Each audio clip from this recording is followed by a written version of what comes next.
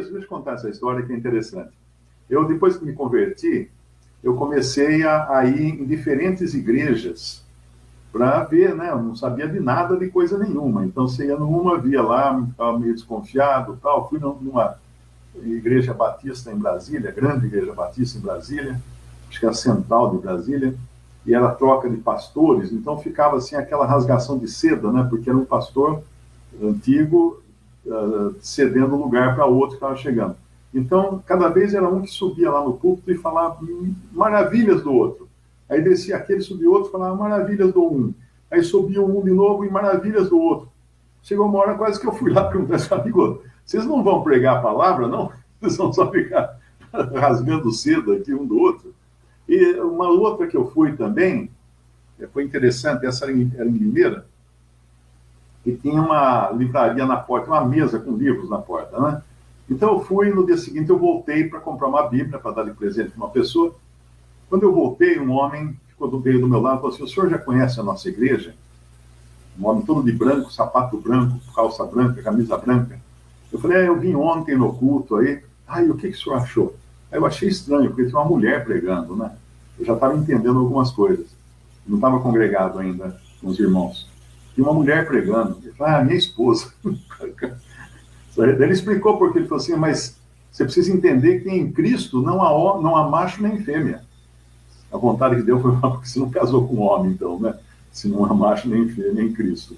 Mas ele realmente não ia puxar discussão ali. Eu tinha 27 anos, 26, 27 anos. E depois fui numa igreja em Santos, que era uma igreja batista renovada, e muito bonita, assim, os irmãos muito amados, muito queridos, tal. E era um culto de Natal. E todo o culto, ele era todo baseado em fita cassete. Tinha as orquestras, as coisas todas eram de fita cassete. Os momentos, né? Tinha a hora da oração, a hora da pregação. O programa estava em fita cassete. Só no falar é que subia alguém lá no microfone e falava, e pregava. E as danças, né? Umas coisas estranhas assim. Aí eu me lembro que no meio, a hora que o coral foi começar a cantar, juntou aquela mocidade no palco, e a orquestra entrou com tudo, né? Aí o coral começou a cantar, a fita fez assim, enrolou a fita no gravador. Aí o coral ficou um olhando para a cara do outro, ninguém sabia o que fazer. Acabou o culto. Aquilo foi um choque para mim, eu creio que o senhor permitiu, porque ali, naquele momento, eu pensei assim, poxa, então quer dizer que você não pode adorar a Deus a não ser que tenha um equipamento, a não ser que tenha uma certa tecnologia, né? Porque se a tecnologia falhar, não vai ter mais culto de adoração a Deus, né? Aquilo já deixou uma pulga atrás da minha orelha, mais a pulga lá da mulher do pastor, mais a pulga da rasgação de seda, foi juntando umas pulgas aí, até que o senhor foi me mostrar o caminho. E muito interessante, quando eu entrei, eu sabia que tinha em Limeira alguns irmãos, alguns jovens, que eram da minha idade, mais ou menos, da minha época, que tocavam em banda, que eram tudo meio maluco, né? Aquelas coisas assim. Inclusive esse aí que tinha um cabelo tipo Rony Fon na época. Ele caía no rosto assim, ele tocava o teclado e de vez em quando ele fazia assim, no conjunto Le Charmant, era o nome do conjunto da matinê dançante do nosso clube. Mas então eu sabia que esse grupo, essas pessoas tinham se convertido e agora andavam pela cidade com uma Bíblia na mão. Puxa, o que aconteceu com eles, né? Aí eu pedi para minha mãe se ela podia entrar em contato. Ela ia numa cabeleireira, a Inês, que reunia com essas pessoas. Então eu falei, mãe, liga lá para a Inês, pergunta se eu posso ir lá, né, na reunião deles. Não, meu filho, não vai lá não, de jeito nenhum. Continua indo lá naquela igreja lá que você foi outro dia, ou naquela outra, mas não vai lá não. Por que, mãe? Porque o povo fala aí que eles andam com maconha dentro da Bíblia. Não vai lá não, porque lá não tem nome, não tem pastor, não tem nada, o negócio não é organizado. Mas eu insisti tanto com ela que ela acabou ligando para a Inês, e a Inês falou, claro, pode ir, quando deu o endereço.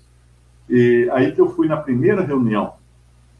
Era lá no bairro da Boa Vista, subi uma escada, assim, um salãozinho em cima, segundo andar, mas aquele silêncio perturbador, né? E aí também deram um irmão lá, sugeriu um hino, cantamos um hino afinado, não tinha banda, não tinha instrumento. E eu sabia que alguns ali eram de bandas e instrumentos, eram músicos. E de repente, cadê os instrumentos? Né? Não era nem por falta de talentos, tinha uns ali que sabiam tocar muito bem teclado, guitarra. Aí cantaram tal, deu mais silêncio, aí o outro deu um hino que cantou mais silêncio, aí um irmão trouxe uma palavra, o outro complementou, o outro trouxe não sei o quê, e eu estava fervendo por dentro, querendo falar alguma coisa, estava achando aquilo horrível, né? Um tédio absoluto, estava muito, eu queria pôr uma banda, ali, animar aquele negócio. Aí fiquei em pé, abri a Bíblia, não sei se o Batista estava lá nessa época ou não. Abri a Bíblia e li um versículo, aquele que diz assim, vimos, mestre, vimos algum que não anda conosco, tal, quer que vamos lá e proibimos, tal. E sentei, só falei isso, só vi o versículo, né?